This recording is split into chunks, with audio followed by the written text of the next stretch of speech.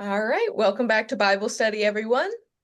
I know we've been going at a fairly fast clip, but we only have one chapter to look at today. So I hope you enjoyed an easier reading. But I wanted to slow down here because this is one of the main episodes in Elijah's story, probably a famous one that you at least know about. And it is And the showdown between Elijah and Ahab, and the two religions kind of go head to head. And I'm curious just for some initial impressions of what's going on in this passage today. What did you all think of this story? I thought it'd make a good movie. Mm-hmm.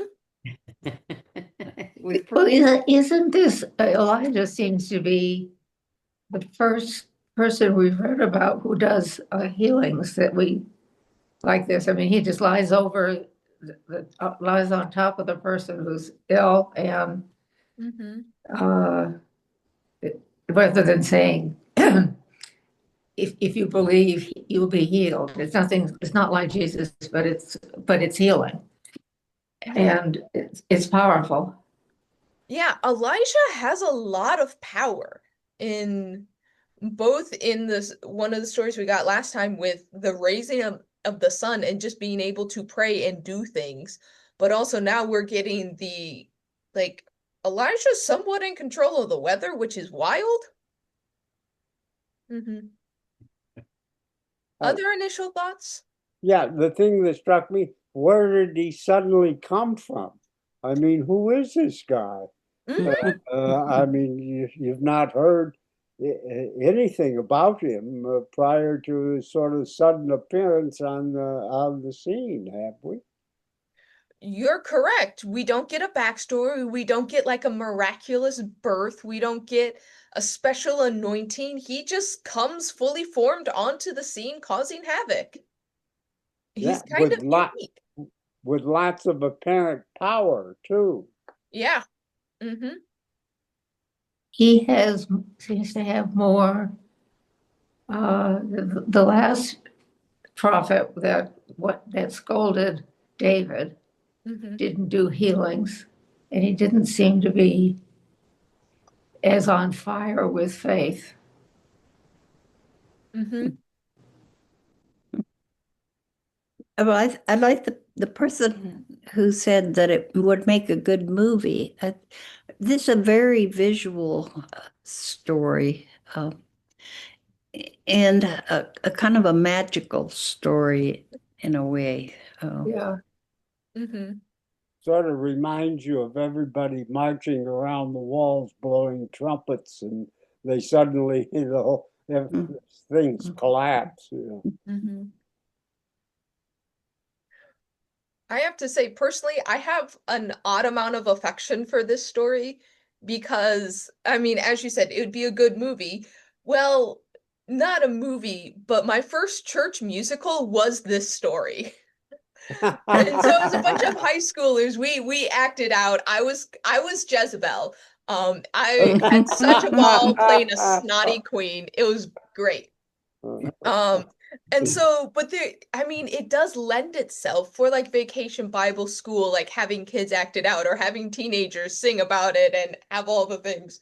Um, there's still sometimes like I still have those songs memorized. It's just like burned into my brain. But yeah, this is one of the times where the Bible becomes almost cinematic, where time slows down, it's saying the details, there's tension. This is a great campfire story. So when we enter the scene today, we don't get the transition from the widow's son to here. We just kind of like zoom across time and space, and we are introduced to the story by Ahab being very desperate. After three, we're told that it was 3 years, and Ahab is concerned about his animals dying. And so he and his right-hand man Obadiah, who we're told Obadiah is like an upstanding guy. he's been hiding the priest of Yahweh, and he's been feeding them. He's been doing this all out of his own wherewithal. Um, and so they're going to go in opposite directions and just hope to find water somewhere. So what kind of depiction, what do these details tell us about the situation at hand? What This are the is yeah. this is a dire situation.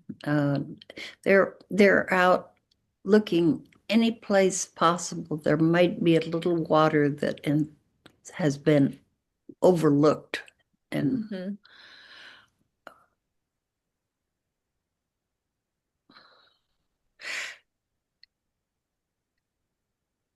it's interesting. One goes one way and one goes the other to look. It's kind of again, this is a very visual kind of this picture of Mhm.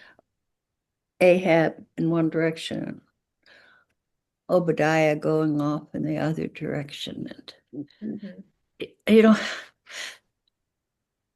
it's kind of, when you think about it, it's kind of a strange story, isn't it? Going to look for water. I mean, and all of us, have heard about people who've been in the desert or in Death Valley, or people who cross the desert in order to get to the West Coast. Mhm. And so and we, I don't know, I feel thirsty as I hear it. Mhm. Yeah. So Well, how do we feel that King Ahab is leaving the palace to look for water? What hints are we getting about the story if the king is leaving to look for water? Mm, mm. yeah, it almost sounds like he's on equal footing with Obadiah. I mean, he's right out there with the people working. Yeah. And probably says things must really be pretty bad. If the king's out looking for water, he must be getting thirsty. Hmm. Right. Disasters have like a weird equalizing effect where Mm. money can't, at this point, money can't pay for water. And Hmm. one of the things I'm wondering is, have his servants left the palace out of desperation? Often Yeah. cities are next to springs or wells, like cities have to have water sources. So it's showing that the city's water sources dried up and likely people have left. And so Mhm. he can't order people around if they're not there. Mhm. Mm. So the last little tidbit that shows like an interesting look into what's going on is his concern is maybe we can save some of the animals. It's interesting to me that they're looking for water not for the people, but for the Mhm. animals. And this, what, tell me what you think about that, because there's a few things that could be going on here, but Ahab's like, let's try to at least save like a few of the livestock. What does this say about the situation that that's the choice that's being made? Well, it's their economic livelihood. Um, Mhm. it, and it's also a source of protein. I mean, that they have the animals. But more than that, I think it's because it's kind of like what they do. Yeah. And at least some of the animals had extra significance because they had to have sacrifices as part of their religious experiences. Mhm.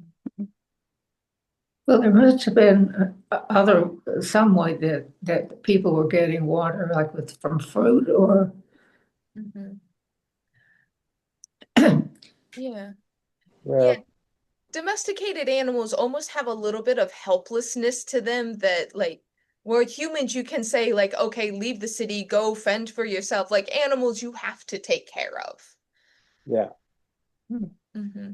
I mean, when they say it was a great drought, that has to mean it just didn't rain quite so much. It didn't mean it can't mean that there was absolutely no rain at all, one would think, because things just wouldn't, they would certainly wouldn't last 3 years Depends without how much any you rain. trust the story. Elijah said, "It's not gonna rain till I say so." Oh, I know.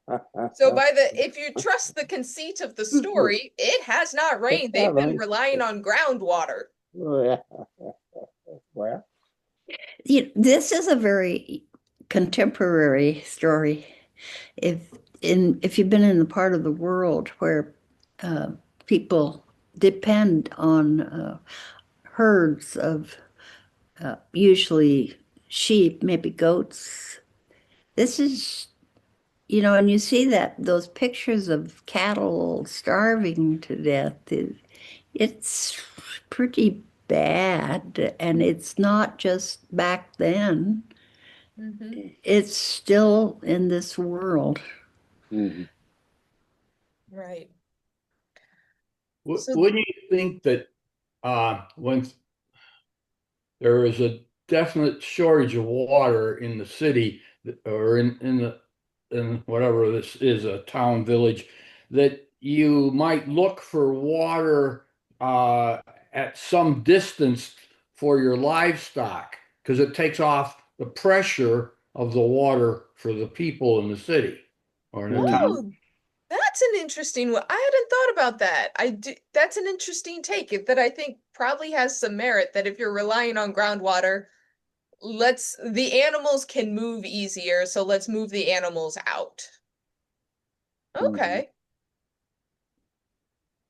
Um,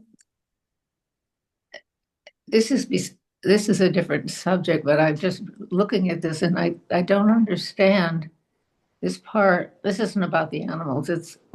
They the Ahab and Obadiah go in different directions looking for water, and Hmm. then Elijah goes to Obadiah, and Obadiah thinks that it must be because he's going to send him back to Ahab to be killed. I don't understand that. What's that all about? All right, mhm. so let's get ourselves moving in this chapter. I just wanted to make sure we had a good idea of like how bad the situation is. It's not Yes, pretty.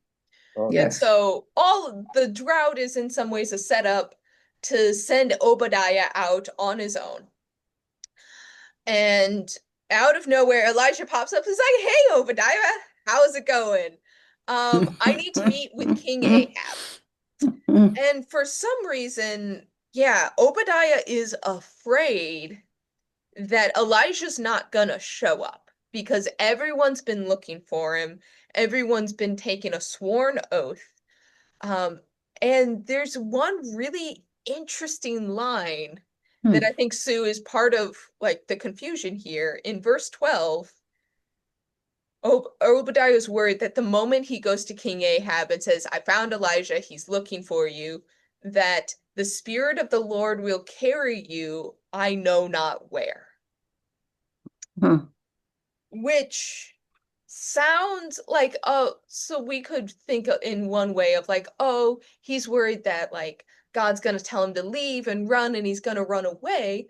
But this actually seems to be an allusion to what happens later on in Elijah's story, because in Second Kings chapter 2, God literally comes in a chariot of fire and just like takes Elijah away. He is one of two people in the Bible who are said to not die. The first one is Methuselah, who just like walks away and we hear no more of him. So, like, Methuselah doesn't actually die. We don't know what happened to him. And then Elijah gets like beamed up to heaven. Um, and so this seems to be like there's like this weird thought that like I don't know if God's gonna take you away. Like, what's gonna happen if God just like beams you up now? Which is a very weird thing to say. And obviously Obadiah was concerned for his own life. Right. That's the old kill the messenger. It would have, I mean, would it, in fact Ahab have been so angry that Elijah was around that he would have killed Obadiah, or I just don't want to hear that news. I don't quite, Yeah, do you want to tell the king that the troublemaker is back in town? Is he yeah. gonna stir up more trouble? So Mhm. yeah, I think Oh, I see. Okay. Obadiah is worried that he's gonna get killed. Yeah, Gary, Mhm. did you have a question? Well, I didn't have a question. My way I interpret it was that he had a reputation for being elusive because they would send out looking for him and they think they're going to find him and he disappear and then Ahab would end up killing the people that failed to find him. So Mm-hmm. that's why I felt that, hey, wait a minute, you seem to disappear real quickly. I'm not going to go back and tell my boss that I saw you or you're here or whatever. You got to. So I think that's why he ends up going with them or right after he's Yeah. whatever. Yeah. The worry is that yeah, Elijah's gonna vanish once again and because they've been looking for this guy. But he gives his promise that no, I'm gonna stay right here. Like, don't you worry. But Elijah wants to stay in place. He wants the king to come to him, which is that's a power move right there. I'm gonna stay in place. You just tell the king to come here. Um, and they don't have a conversation per se right then. They give, or Elijah gives instructions on what's going to happen from this point forward. So Elijah tells him to meet at Mount Carmel and set up two altar, or we're going to have two altars. We're going to set up or bring two cows, and we're going to have a duel of the gods. Now, if this does not sound like a fantastic event in the ancient world, I don't know what it is. We're going to set up one altar, we're going to set up another altar, we're going to call on the gods, we're going to see which god can actually show up. Uh, for, ooh, let me get something because I always want us to know where things are happening. Real quick, I'm going to pull up a map of where Mount Carmel is. So the little map is what we would think of as like the region that we've been working with. This is zoomed in. So you can see we're about straight west from the Sea of Galilee. There is a little mountain ridge. The sea is very close. So they're not quite on the coast, but they're very close. And when they're talking about going down to the valley later on in the story, you can see the Kishon River right here because that's gonna come into play here. Um, any questions about location-wise where we are? Down here. So previously, Elijah's been way far up north, off the map, and so he's come down south and he says, okay, we're gonna hold this at Mount Carmel. Mount Carmel's already kind of a significant place. This is in the region we would call Samaria. This is a high point that would be considered a place of worship. We see that because there are already kind of two worshiping spots semi set up. So what do you think? Or Elijah says, bring 450 prophets of Baal and 400 prophets of Asherah who eat at Jezebel's table. So bring a total of 850 people and we're gonna have a battle. What do you all think of this setup?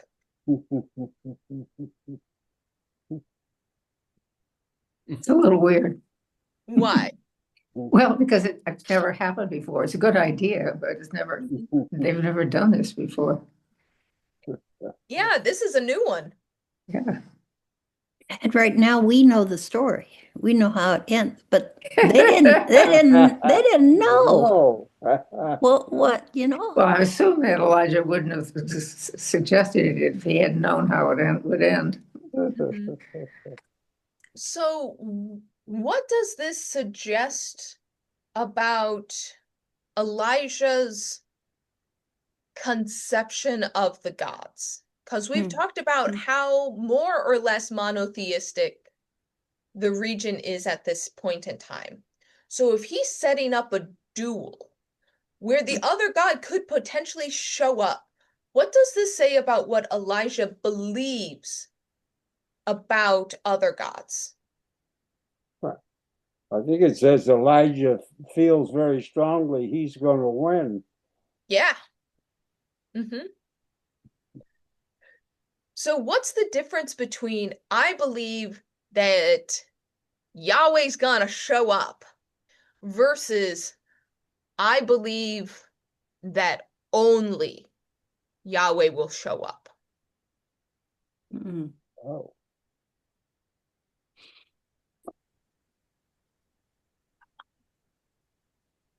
Yeah, if they both show up, who wins? But does Baal show up? No. I mean, So what does that imply about other gods if Baal doesn't show up? not much of a god now, is he? And is there really a Baal if Baal doesn't show up on this great occasion? And 850 of the best followers are around, and Baal just stays away. It's kind of to almost say that there is no Baal. Oh, he's just a statue. Ah, just a statue. Yeah. I'm surprised that he suggested that there be a battle or a contest between the two, because it gives the other Baal priests the same level of importance, or almost the same level. Right. So it's a matchup, and Elijah has to be very confident in what he's doing to believe this is going to go in his favor. Yeah. And this is once we've talked a lot about like what the Israelite conception is of the heavens and gods and things, because early on we've discussed that often early versions of monotheism said, well, there are other gods. Our God is just the best God. We can see in this passage here, this is meant to disprove the existence of Baal, which means that no, Yahweh is the only God. So this is actually showing religious like evolution here. It's not just that our God is the best God, it's that our God is the only God, and here's how I'm going to prove it to you. These other gods, they're not malicious, they're not anti our religion, they don't exist. So he sets this up very confidently. The priest, they set up their sacrifice. The one thing is you can't bring fire. God has to provide fire. And just so we're clear, I also put together a little cheat sheet of reminder. We're going to talk a little bit about language here, about the terminologies for God. So, because in this text, a few terms are used, and I want to make sure we're all on the same page here. So, the most basic word for God is El. This can be a little bit confusing in history because a very like proto version of this region's religion, El is actually a title, is a proper name. It is the name of a Canaanite god. But by the time in this story, it's kind of a more just of the title of God or deity. Elohim, it is the plural version of this. It means like the Godhead. It is also just a term for God. It's a fancier term. We have the Tetragrammaton, which is God's proper name. If you remember, we have Lord, which is Adonai. When you combine these two, that's how we get how it's written in Hebrew. So Baal, which is it is the proper name of the Canaanite storm god. So that is why they are expecting Baal to show up. It's because God, or the storm god, should be able to send lightning, should be able to control the weather. The thing is, because this god with the Tetragrammaton and Baal may have originally been connected to El, which I sent you all some videos last time. I don't know if any of you all clicked in for some extra homework research, but these are all they've kind of broken apart, but there seems to be a root where they all came together. Asherah is the goddess, mother of all living. She is considered the consort of El, the consort of Baal, and maybe the consort of the Hebrew god. So if you see, this is like a messy family tree with a bunch of different terms. Yeah, Larry? Now, YHWH, is that Yahweh? That is, yes, Yahweh is what historians think the vowels are. We have no proof that that's how you say it, but those are the consonants that we are given. Okay, all right. So that is God's proper name. That It's we're not Yahweh. supposed to say it. That's the funny thing. We're not supposed to say it. You're not, Okay, why what, not? Because you cannot take the Lord's name in vain if you never use God's name. It's a or way to, image? Oh, Yeah. oh, I see. Which one of the names? So Mhm. Yahweh really Yahweh. is Bob or George or something or other. It's not Lord or God. It's not a title. No, yeah, Yahweh is a name. It's a In name. in the same way that Baal is a name. It does have meaning Okay. of like owner, land, or lord, master, husband. So it does have meaning, but it is a proper name. Asherah is a proper name. Yahweh is a proper name. El and Elohim are titles. Adonai is a title. Okay. Um, Yeah, Sue, I saw you had a question. I don't know. It just reminds me of something. At one point, were they calling the Hebrew god El earlier in? Yes, if you that is a recall way back from Genesis. Yes. One of the things that we can tell the two different sources in Genesis is one of the sources tends to use God's proper name, and the other source tends to just call God El, which is a generic. I mean, El really maps onto the way we use God. God Mhm. isn't really God's name. God is kind of a title, but we also use God as if it is a name. That is kind of the way that El functions in this language at this point in time. So, just making sure we understand the names of deities and the titles for deities. Hmm. So, so at this point, the altar for Baal is made. The prophets, there's a few things in this passage that we don't fully know how to translate. They are dancing or limping or leaping. We don't fully that whatever your Bible translated that word is, we kind of don't know what this action is, but they're kind of doing something around the altar to try to get God to get Baal's attention. And then we have Elijah's taunt, which once again, this is loaded language where I'm going to walk through it to like let you know there's a few innuendos in this that you need scholarship to help pull apart. So cry aloud. Surely he is meditating, like just like off doing his own thing. That one's fairly straightforward. Or perhaps he has wandered away. This has connotations of relieving oneself. Oh, okay.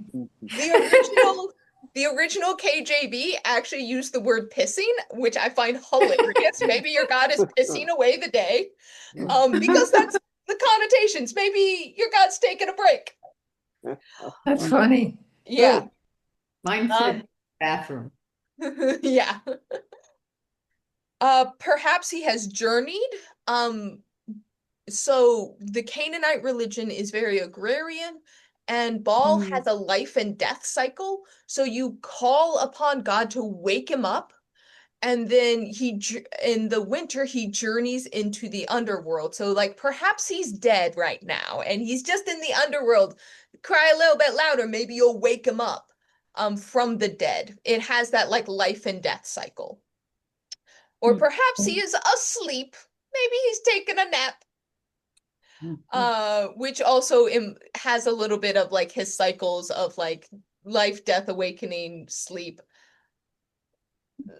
Mm. Um, they cut themselves with lances, which is a ritual of mourning in their religion, also dealing with the life and death cycle. So if you are in mourning, you cut and you bleed upon it, and it's supposed to like awaken, or what was it?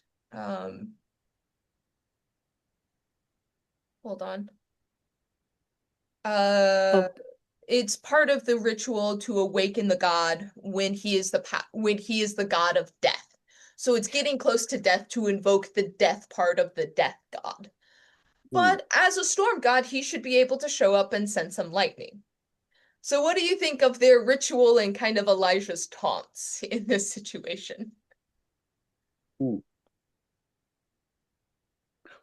they were working hard, and Yeah.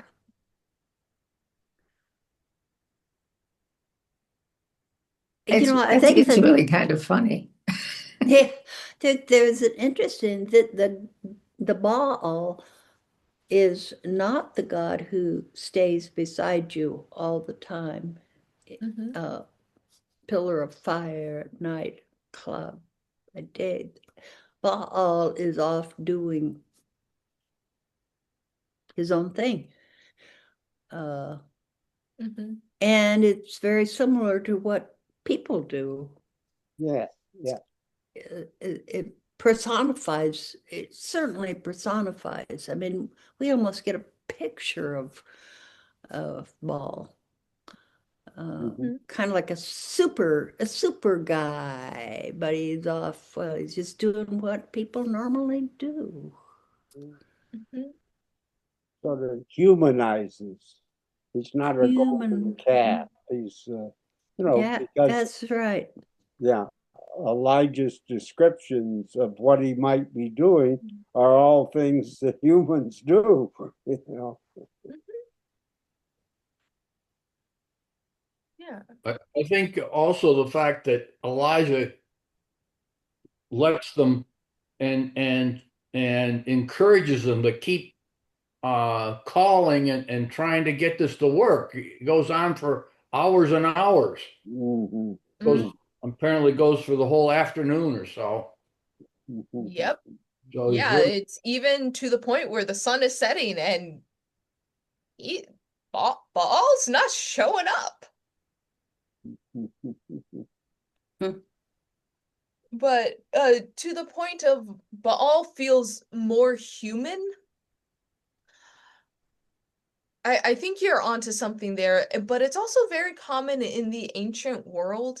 Like even if you think about, I mean, Greek mythology is the mythology I think most people are most familiar with.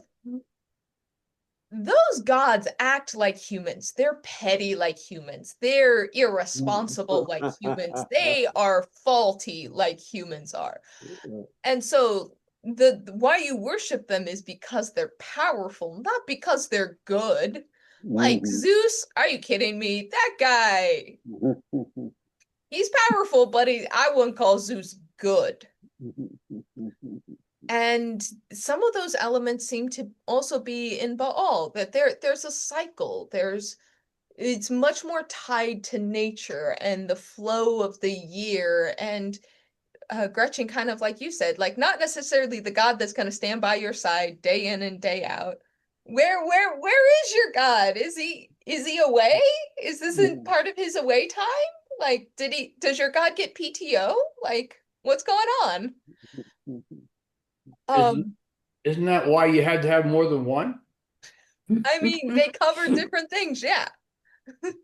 Uh, Baal must have been extremely appealing because the heroes are always, you know, sliding away from Yahweh, and over and over again they were Mhm. worshiping. So what was the appeal? Just the power, or being like everybody else, or What do you all think? what? Or I mean, at this point, it's guesses. Why would people, It's um, maybe too, what, the other was, oh, maybe Yahweh is too abstract. that's probably part of it, that as we've seen, that it's taken a long time to get a stable construction of a very abstract God. What other reasons would make Baal more appealing? Well, if you think Baal is a golden calf, Well, yeah, but that's not going to do you a lot of damage. But this other God, he's around all the time. He can be uh, anywhere. He can get you Mhm. he doesn't anytime. seem to have anything related to morality. Yeah. So, Mhm. mhm. Well, why do we choose money and fame and power over God? Mhm. Ugh. One of the things that I will always will put forward is because of control. The world is chaotic, and that's one of the reasons why we choose these other things to go after, is because we're trying to get a semblance of control when the world is chaotic. Mm, mm, mm. And when you have an abstract God that covers all of your bases, if you trust in that one God to cover everything, then you're theoretically set. But what happens if you're anxious about one thing in particular? Mhm. It's a You're little for bit tempting to think that, oh, well, this one God is looking after this one thing that you are specifically worried about. Mhm. mm, about fertility, for example. It's the Right. basic.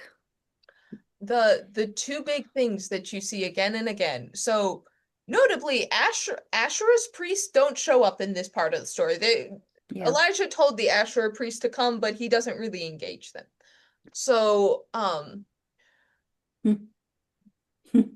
Baal and Asherah, you can see the two big things that the Israelites would be worried about. Are my crops gonna grow? Can I have children, and will I be safe?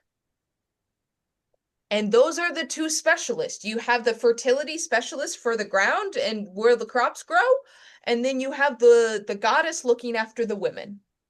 And in the ancient world, those are two of the most common worships that you will find, is people want to do something specifically to make it feel like they're in control of whether the rain will fall, the plants will grow, and they will survive. And then, I mean, as I've said again and again, childbirth is scary when women, there's a high mortality rate of both the mother and the infant. So let's have a specialist over those two things. And that's what these two kind of represent. Do you want to talk to the god who's just kind of god over everything, or do you want a specific ritual that will make your plants grow, and a specific ritual that means you won't die in childbirth? I think that goes a long way to explain why they go to these other gods, is because they want a specific ritual. And God, or Sue, you pointed out, the Hebrew God gives a lot of morality, but isn't giving a lot in the way of rituals that address those two issues. Mhm. So, So in our time, we look at money because we can see it and feel it and touch it and get it, pile it up, and mhm. Yep. So what things would count as rituals in our own life that make us feel secure? Locking our doors. I mean, Right. rituals. I can see why the having saints and the Virgin Mary would be, and all those statues would be very appealing. Mhm. Yeah. Mhm. Mm-hmm.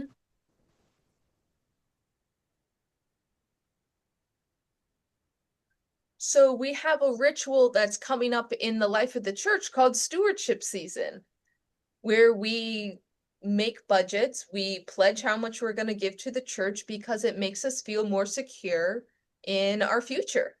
As a congregation, that's a ritual. Mhm. We see it as a necessary ritual, but it is still a ritual that revolves around our feeling of security, for better or for worse. We have rituals of going to the hospital for annual checkups. I am a big supporter. I do think that is very necessary, but it is in some ways a ritual to check on our health and see if we need to change any of our at-home rituals. What are other rituals we do? Because our life is not devoid of ritual. It's just changed. Well, we do exercise. We go into fitness clubs. We Mm-hmm. practice a schedule of. Ritualizing workouts is in some ways the best way to get them done.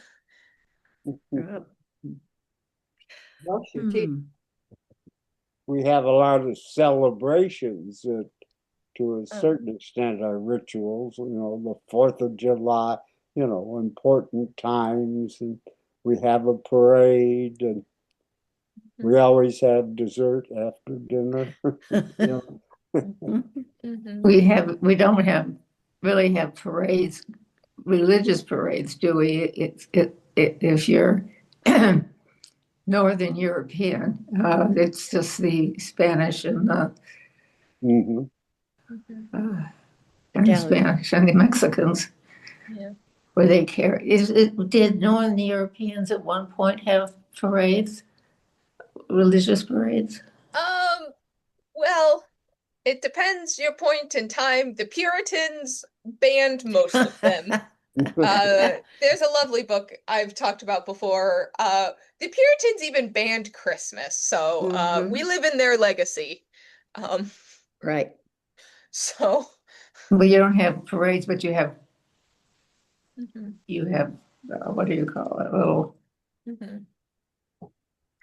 Well, When I was in third grade in a public school in New Mexico, we had a Christmas posada. service where I had a sheep costume. Somebody made. Yeah. It was public school. But I put this forward because we're still like, even though we now have weather forecast, we're already starting to get meteorologists tell us what they think is gonna happen this winter. We have medicine that can tell us much more what's going on in our bodies and what happens when things go wrong. We have many more solutions, and yet the world is still chaotic. We work out and exercise to be in our best health, and yet one health crisis can happen and you can't do that anymore. And working out maybe made things better for a long time, but it didn't prevent the chaotic thing that just happens sometimes to happen. Mhm. We there's never mind how much storm prediction we get, we still get power outages in Michigan, and there's nothing we can do about that. Like, the world is still chaotic. We feel like we have more control over it, but we still have other rituals we do to try to get that same feeling like our life is not out of our hands. And I But think you, that is, hmm, but you can't change people. right. We're Well, all we still we're all still the same. No matter how good we get some way we're going to find a way to screw it up. Yeah. Mhm. Well, and we have a belief that, and I think it's an underlying belief that if we take care of ourselves, we will be healthy, Mhm. which is a reason I think we don't want to pay for any other but people's health care. If they would just exercise and just do Mhm. things right, they wouldn't get sick. And I mean, we all, we eat right, we exercise, we get our checkups, but Makes us feel better. It even, yeah. Mhm. but I'm really big on that healthcare thing right now. It just irritates me so much because Well, if you do everything it says, they say it's 59% more people who eat this will live until such and such. And if you did all of those things, you'd live forever. right. And you'd be fat because it takes a lot of calories to eat all that stuff. And some people have bodies that never behave well. Mhm. Mhm.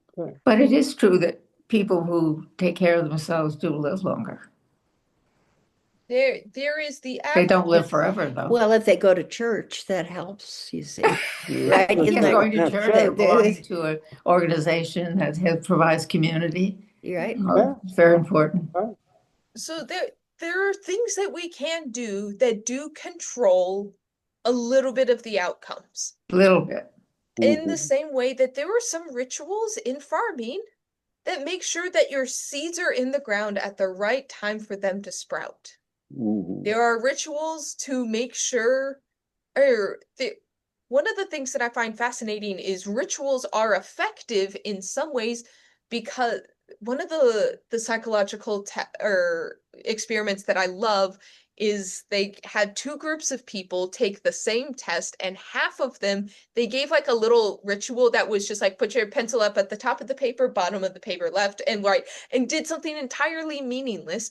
But the people who did the ritual did better because it lowered their cortisol levels, it lowered their stress, and they were able to better focus. So rituals are important, and we are still ritualistic animals that need that in order to be calm enough to make good decisions. But this is one of the times where we are still fundamentally the same biologically now as the people in this text were then, which means they were still trying to control the world because the world's chaotic and they needed something to help them deal with that stress. And so, yeah, occasionally they turned away, and Elijah's gonna make a big old show to turn them back. This isn't for the king and queen per se. This is for the people. He is doing all of this to turn the Israelites back to the true faith that he has full faith in. So after the priests of Baal make an utter fool of themselves, he's like, okay, like, go away. And by himself, he resets up the altar to the Hebrew god Yahweh, proper name, which says that there was a altar there that was torn down and the Baal one was put up next to it. So this was already a place of worship. So we get the 12 stones for the 12 tribes. Elisha sets it up, digs a trench around it. We don't know what the measurement of the 2 bushels of seed is supposed to be. That was some kind of measurement they knew. So there's basically a trench around it. And then he asks for the very precious water.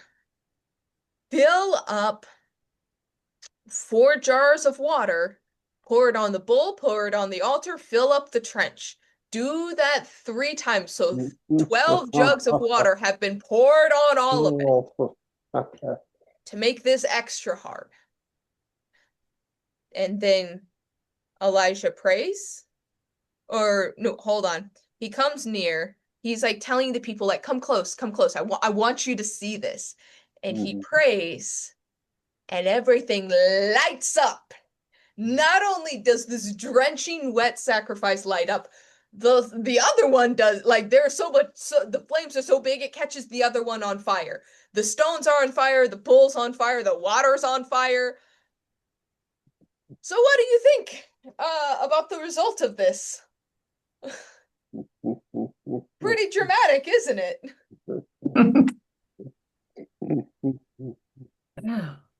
Big movie scene. Well, it must have been a fabulous play to have that. It was a lot of I fun. mean, wow. Pyrotechnics and everything. Oh, there's no pyrotechnics. We had Oh. people with streamers, fire dancers come. Yes. Wow. But Elijah, like, the immediacy is the other thing that I think is important in this story. Like, they were the Baal people are gone on all day long, and Elijah prays once and boom, it's all on fire. Mm. Mm. And so Elijah tells the people, grab the 450 priests. Don't let a single one of them escape. And they brought them down to Wadi Kishon, and that's the valley that we're talking about on the other side of Mount Carmel, and kill them. I know this sounds very brutal. This is the punishment that is laid out in Deuteronomy chapter 13, verses 1 through 5. So this is the punishment for priests worshiping another god in this area. So he is following the Deuteronomistic law. And so the priests of Baal are now gone. All of Queen Jezebel's right-hand religious guys are murdered. And then our last scene before we hit next time is Elijah goes up to Ahab and says, eat, drink, there's a sound of rushing rain. So remember, it actually hasn't rained yet. And so Ahab kind of like goes to his palace, eats and drinks, and Elijah goes to the top of the mountain and he starts praying. And he tells his servant, go to the shoreline. If you remember, Mount Carmel's very close to where the ocean is. So look if there's a cloud. And there isn't one. And so Elijah keeps praying. And the servant goes back 7 times before there's a little bitty cloud on the horizon. And at the time that the cloud starts to appear, this is when he's like, okay, time to go to Ahab. Tell him to get his chariot. He should start going. And this is one of the things that I find like one of the weirder parts of this story. So he's telling Ahab, like, go back to your other palace on the other side of town. Because it's about to flood, basically. Like, Elijah isn't just sending a rain, he's sending a flood. And evidently the spirit of the Lord is upon Elijah. So Elijah's running faster than Ahab's chariot. And I would love to see this. He's just like booking it, and he beats Ahab to the other palace.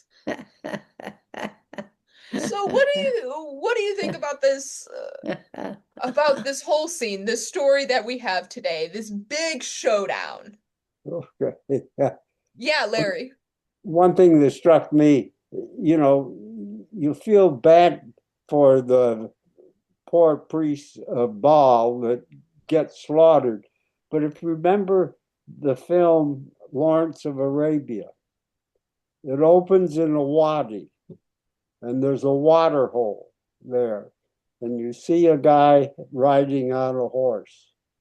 And somebody comes up to the water hole and lets his camel have a drink. Omar Sharif arrives there. It's his water hole. He shoots the other guy. It shows, how important water really was in the desert sort of area. It really was. It's a matter of life and death. You don't steal my water. Yeah.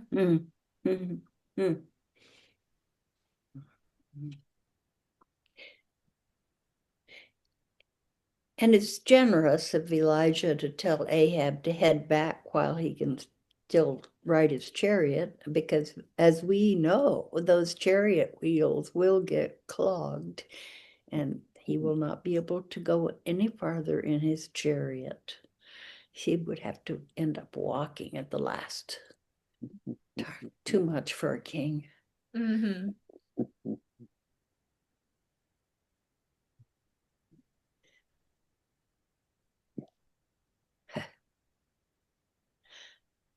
A chariot pulled by horses that are really thirsty, I would guess. I mean, I show you the picture of him coming down in a chariot in itself is like kind of interesting.